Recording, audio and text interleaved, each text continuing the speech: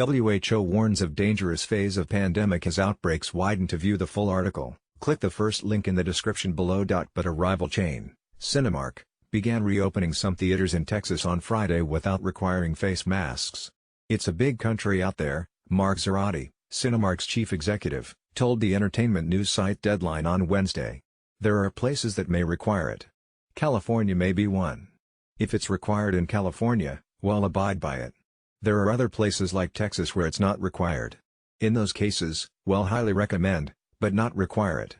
All over, businesses were grappling with those sorts of decisions, as state rules have loosened and cases have risen.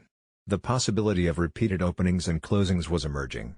In Arizona, Gila River Hotels and Casinos shut its doors again this week after reopening in mid-May with new safety procedures in place.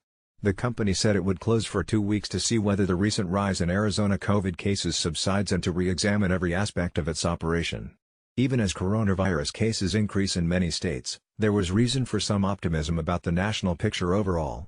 Coronavirus deaths in the United States have fallen to roughly 700 a day from a peak of more than 2,000 a day, and some of the country's hardest-hit regions have showed sustained improvement.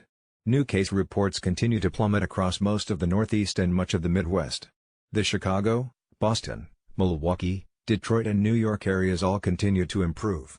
But there were also worrisome signs in those same regions. Case numbers have started trending upward again in Kansas after weeks of falling.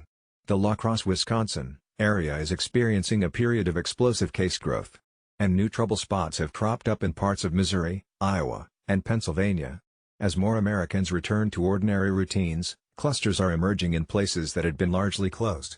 More than 230 cases were tied to a Pentecostal church in Oregon, and far smaller clusters were reported. To view the full article, click the first link in the description below.